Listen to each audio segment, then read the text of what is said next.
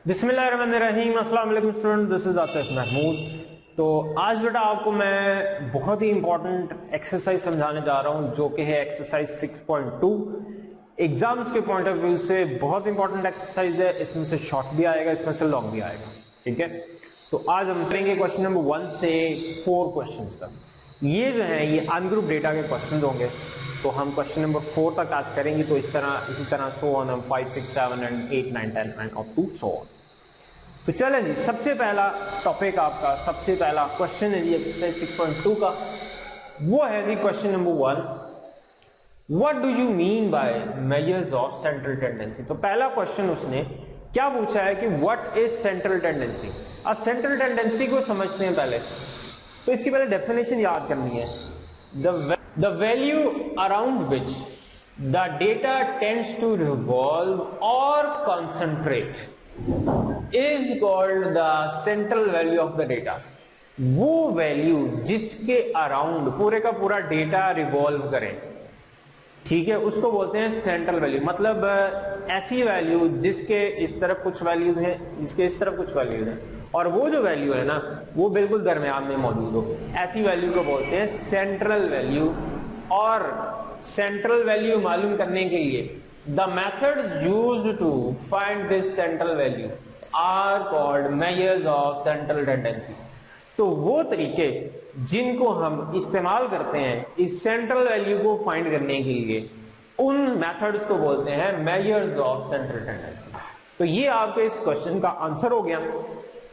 अगर हम इसकी एग्जांपल लें, सेंट्रल टेंडेंसी क्या चीज है, जैसे एग्जांपल देता हूं, किसी घर का मंथली एक्सपेंडिचर, मंथली जो खर्चा है किसी घर का, सपोज कर लेते हैं 10,000 है, तो हर महीने का 10,000 रुपए उनका खर्चा है। अब ये इनकी सेंट्रल वैल्यू है।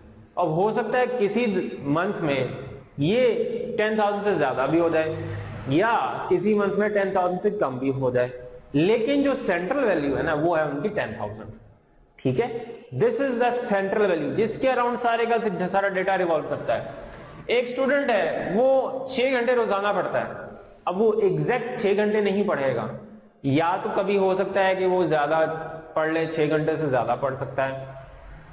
सपोज उसका कोई टेस्ट वगैरह आ गया तो वो ज्यादा पढ़ रहा है 6 घंटे से, और कभी कभार 6 घंटे से कम पढ़ रहा है। लेकिन जो उसकी एग्जैक्ट वैल्यू है, जो सेंट्रल वैल्यू है, वो सेंट्रल वैल्यू क्या होगी उसकी 6 आवर्स। मतलब एक वो वैल्यू जिसके अराउंड वो सारे का सारा डेटा मूव करेगा, उसको बोलते हैं सेंट्रल वैल्यू। और उन मेथड्स को बोलते हैं measure of central tendency.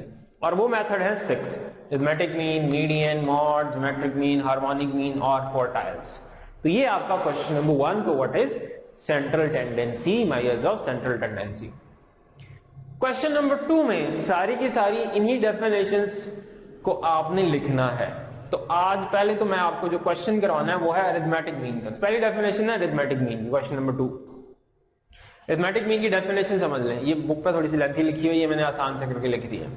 The value obtained by dividing the sum of observations by their number is called arithmetic mean. इसको हम एवरेज बोलते हैं।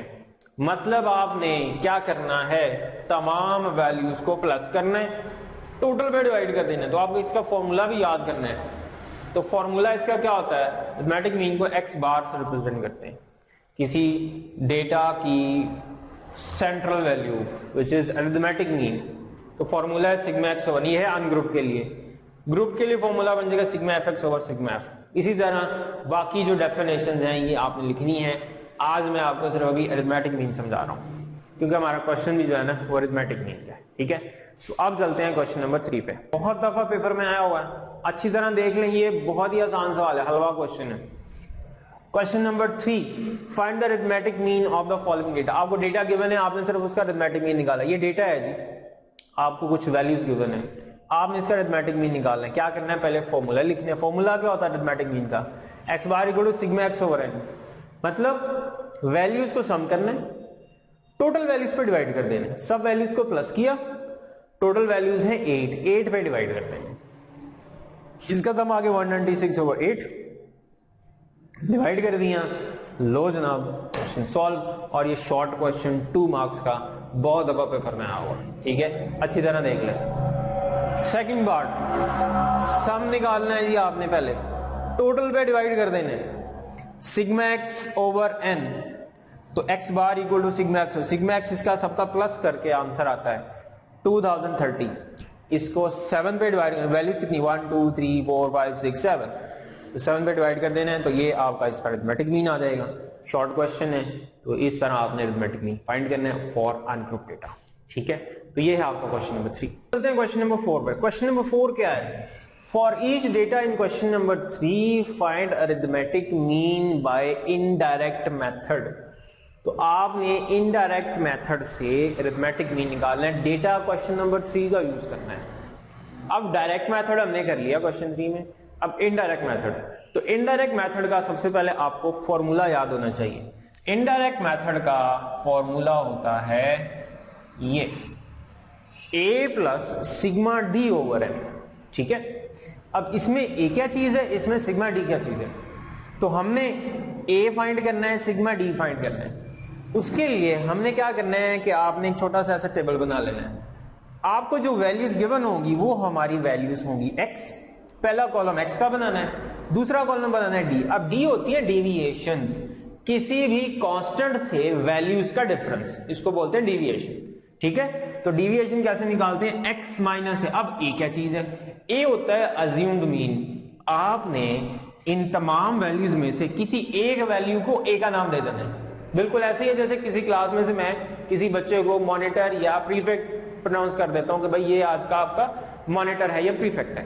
बिल्कुल कोई भी वैल्यू ले लें, किसी भी वैल्यू को आप a का नाम दे देंगे, a को अलॉट कर देंगे। यहां पे मैं 24 जो है ना, a की वैल्यू 24 रख रहा हूं, जो मर्जी ले ले आंसर सेम ही आना है। तो आपने तमाम वैल्यूज में से 24 माइनस करते जाने, ये आपका d आता जाएगा हर वैल्यू का। उसके बाद आपने d का सम निकाला, इन तमाम वैल्यूज को प्लस करना है, तो ये आपका क्या आ जाएगा सिग्मा d। तो सिग्मा d भी आ गया, a भी आ गया। अब फॉर्मूला लिख लें, a की वैल्यू 24 और सिग्मा d की वैल्यू 4 है, वैल्यूज पुट करनी है, ये आ गया 0.5 तो 24.5। तो इस तरह शॉर्टकट मेथड से, इस मेथड को बोलते हैं शॉर्टकट मेथड, ये इनडायरेक्ट मेथड होता है। तो इनडायरेक्ट मेथड से आपने जो अरिथमेटिक मीन निकाला है वो आ गया 24.5। आंसर सेम ही होंगे, डायरेक्ट से भी वही आएगा, इनडायरेक्ट से। तो इसी तरह आपने इसका सेकंड क्वेश्चन करना है। ठीक है, तो सेकंड क्वेश्चन में भी जो डेटा होगा आपने इस तरह लिख लेना, फिर आपने उसकी डेविएशन कोई भी वैल्यू रख लेनी है, किसी भी वैल्यू को a का नाम दे देना है, और उसका आपने सारे का सारा d फाइंड करके फॉर्मूला वैल्यू पुट करनी है, तो ये आपका सिग्मा d आ जाएगा। तो सेकंड पार्ट आप जरा खुद सॉल्व करें, मेथड मैंने ये समझा दी है। ठीक है जी, तो सेकंड पार्ट आपके लिए समझ असाइनमेंट है, क्वेश्चंस खुद करेंगे तो समझ आएगी।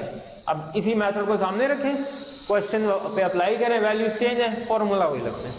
तो इंशाल्लाह नेक्स्ट में आपको लेक्चर में ना क्वेश्चन नंबर 5 6 और 7 समझाऊं। ठीक है, तब तक के लिए जी अल्लाह हाफ़िज़।